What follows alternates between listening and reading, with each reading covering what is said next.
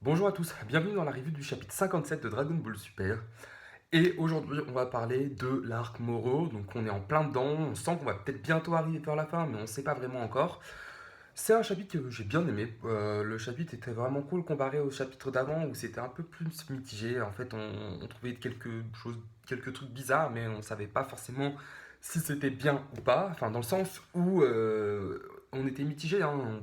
Il y avait des trucs qui étaient vraiment sympas de la mythologie de Dragon Ball qu'on avait avant, des choses nouvelles, mais bon, toujours bizarres. Et en fait, dans ce chapitre-là, c'est un peu la même chose, sauf que c'est mieux raconté, c'est mieux expliqué, et ça apporte quelque chose. Donc en soi, c'est très intéressant pour le coup. Et on commence avec la fin des combats et le début de plusieurs combats aussi. Ce qui nous rappelle en fait l'arc Saiyan, c'est-à-dire que quand Vegeta est arrivé avec Nappa sur Terre, ils sont arrivés, ils étaient là avec les Saiyaman, toute la Z-Team s'était entraînée pendant un long moment, et après ils sont rejoints et ils ont combattu donc les Saiyaman.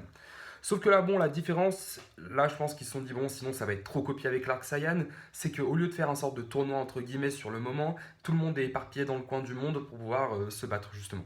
Donc on va voir Krillin avec pas très loin Muten Roshi, on va voir Yamcha d'un côté, on va voir Tenchi Han de l'autre avec Chaozu.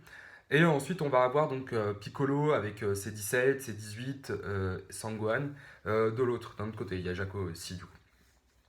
Et donc on regarde, c'est assez marrant parce qu'en fait on se rappelle de l'arc de Vegeta, notamment parce que Bulma et tout le monde, enfin tous ceux qui ne combattent pas quasiment, hein, et ben, étaient là en train de regarder à la télé. Bon, il y avait Muten Roshi à ce moment-là, donc Tortue Géniale, mais au final là il va combattre. Donc petite différence aussi, et là il regarde avec les, euh, les appareils de Bulma. Et donc ça j'ai trouvé ça très intéressant, hein. C'est vrai que c'est quelque chose qui est assez monté dans Dragon Ball. Quand il y a eu le Cell Game, il y a toujours des spectateurs au combat. Donc ça, c'est quelque chose dans Dragon Ball, on va le remarquer la majorité du temps quasiment, il y a toujours des spectateurs.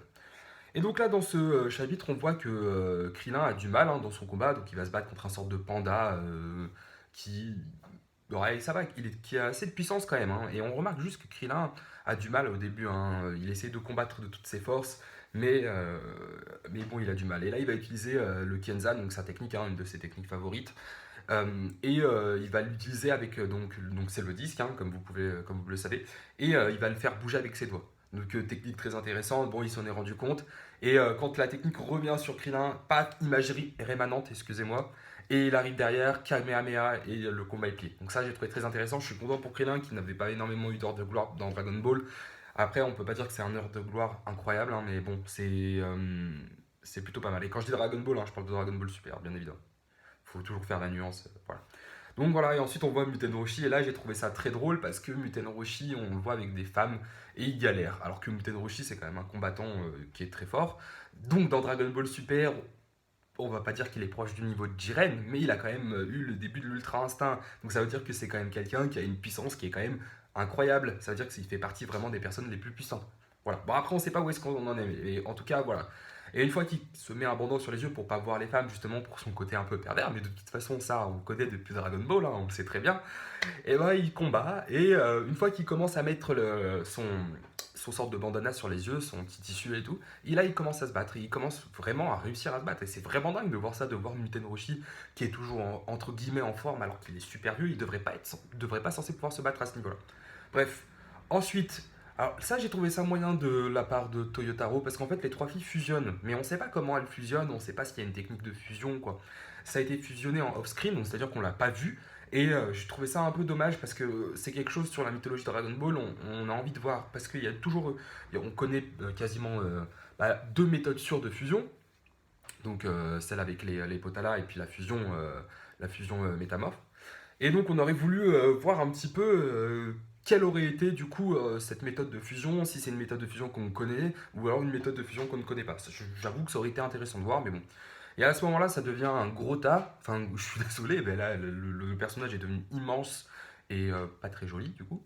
Et bref, donc du coup, un peu de difficulté. Mais avant de revenir sur la fin de ce combat-là, on va retourner sur le combat de Tenchian. Et là, j'ai trouvé ça très drôle. C'est un moment qui est drôle parce que c'est vrai que Tenchian a quand même énormément de respect pour ses combattants. Euh, en tout cas, après Dragon Ball, tout ça, vous voyez. C'est quelqu'un qui a toujours eu du respect ou quoi, et il a du mal à insulter le robot mécanique qui ressemble à Magetta un petit peu de l'universisme. Il a du mal à l'insulter alors que c'est la technique qu'il faut utiliser pour pouvoir le battre justement. Et j'ai trouvé ça drôle parce que voilà, c'est un petit running gag qu'il y avait dans Dragon Ball avant, ce genre de petit délire drôle, et c'était quand même plutôt intéressant. Bref, et on a du coup Shaozu qui va débloquer la situation, alors que dans l'arc, par exemple, ça y est, il a débloqué la situation, entre guillemets, mais il est mort. Donc il a rien fait d'extraordinaire, malheureusement. Et là, bien sûr, du coup, il insulte le robot, et ils arrivent à gagner le combat. Donc ce qui est plutôt cool, en fait plutôt même intéressant, parce qu'au fait, au final, on a ce petit côté drôle un petit peu, voilà, tac, oh, on arrive, on insulte et on gagne. Bon, c'est un peu drôle, mais voilà. Et ensuite, bon, bah, il y a Yamcha. Alors, Yamcha, je veux pas être méchant contre lui, mais bon, j'aime beaucoup le personnage et tout. Mais Yamcha, quand il est parti pour aller se battre, il est arrivé, il était là en mode déter, en mode ouais, c'est bon, vous inquiétez pas, je vais gagner. Tac, je pars tout seul dans mon coin et tout, je vais même pas avec quelqu'un. Non, bon, ça, faut avoir les couilles de le faire, vous voyez ce que je veux dire. Mais au final, il a l'air de se faire un peu battre. Donc bon, c'est comme quand tu vas voir un pote et tu dis ouais, t'inquiète, je vais gérer ça tout seul et tout, et que tu galères pendant super longtemps, et que t'es là, tu l'appelles, tu dis ouais, bon, bah finalement, est-ce que tu peux venir m'aider? C'est pareil, c'est la même chose. Enfin bon. Ensuite, bon, Moro arrive sur Terre du coup, il descend avec sa combo, ils descendent de leur vaisseau. Et parce que justement, Lord 73, je sais plus comment il s'appelle, celui avec l'œil là ici, celui qui a les techniques là, et bah, il se fait battre. Et bref, et donc du coup, sa combo décide de s'occuper en demandant la permission à Moro, il décide de s'occuper de la Z-Team. Il lui accorde, il dit bon bah ok, pas de souci. Et il va même lui donner un gain de puissance. Alors juste avant, on va parler déjà de C17 et C18. Alors faut savoir que C17 est incroyable. On le sait déjà depuis le tournoi du pouvoir, il est incroyable. On l'avait beaucoup plus vu dans l'anime où il a fait des actions incroyables, etc. Pour moi, c'était le MVP incontestable du tournoi du pouvoir. Il n'y a rien à dire là-dessus. Il n'y a rien à dire là-dessus. Il a été incroyable. Les combats, ils ont été géniaux avec lui. Il y a eu beaucoup de... Franchement, moi, j'ai bien aimé. J'ai bien aimé. Et du coup, en fait, je sais pas si vous avez remarqué, à un moment, il utilise sa technique de quoi où il lève les bras comme ça en arrière.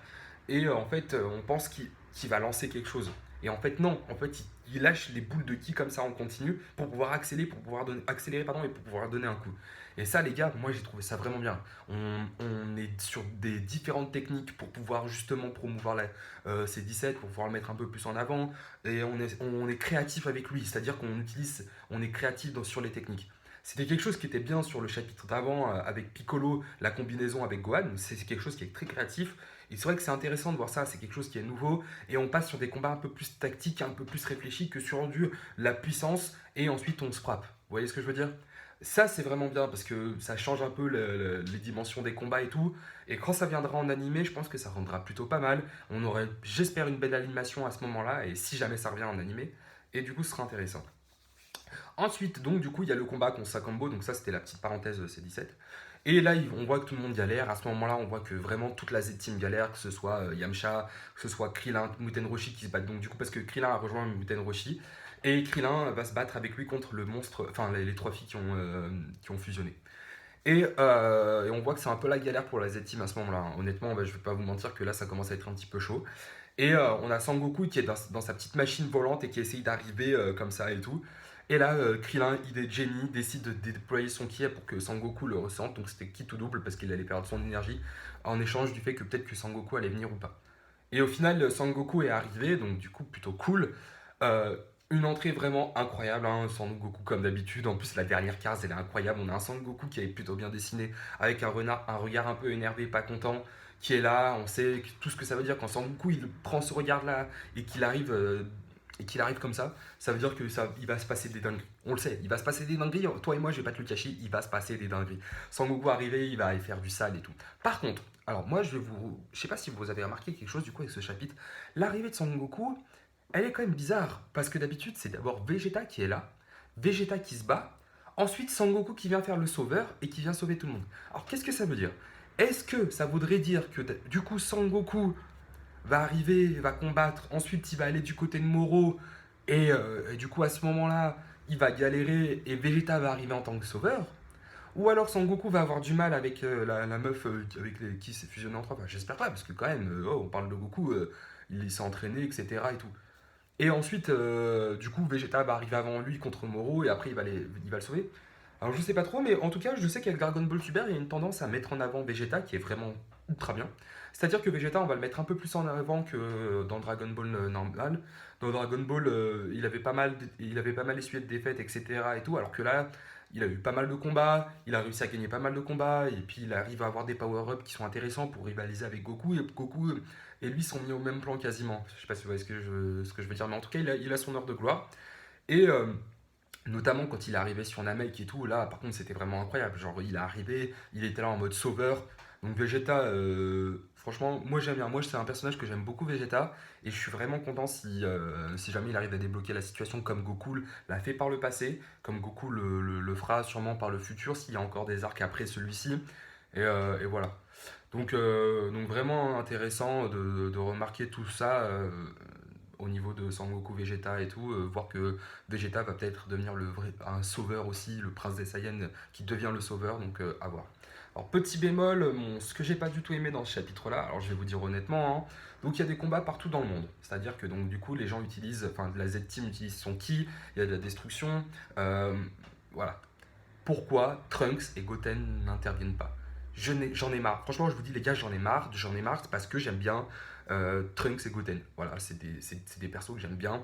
Ils ont été mis en avant dans Dragon Ball avec Boo et tout ça. Pourquoi est-ce qu'on ne reverrait pas Trunks et Goten en action? Ça coûte quoi de les faire revenir dans cet arc? Franchement, ça coûte rien. Et ben voilà, et ben alors faites-nous revenir Trunks et Goten, les gars, j'en ai marre. Je veux revoir Trunks et Goten, sérieux. Quand même, oh les gars, Trunks quand même. Bon, ils sont jeunes, etc. Ok, voilà. Bon, on va pas se mentir, ils peuvent faire des choses. Voilà, ils ont la fusion aussi. Même sans la fusion, ils peuvent se battre. Voilà, ils peuvent faire des choses. Moi, je trouve ça dommage de pas les mettre en avant. Peut-être que, alors je dis bien peut-être que c'est fait exprès, voilà, bah, à mon avis, oui, forcément c'est fait exprès, et peut-être qu'on les mettra en avant dans un prochain arc où ils seront au centre de l'attention, ce que j'aimerais d'ailleurs. Et voilà, parce qu'après, il y a beaucoup de rumeurs comme quoi ce serait le dernier arc de Dragon Ball Super, mais honnêtement, je trouverais ça dommage que ce soit le dernier arc, parce que on nous a bâché avec du Dragon Ball Super pendant super longtemps, maintenant l'animé n'a toujours pas repris. Euh, il va avoir, si jamais, parce que je pense qu'on va bientôt arriver à la conclusion de l'arc, hein, il y a encore beaucoup de choses à voir dans Dragon Ball Super. Il y a beaucoup d'univers, il y a beaucoup d'aspects à observer, et ce serait vraiment intéressant qu'on puisse avoir ça. Donc pourquoi arrêter à l'arc Moro alors qu'il y a d'autres choses à voir?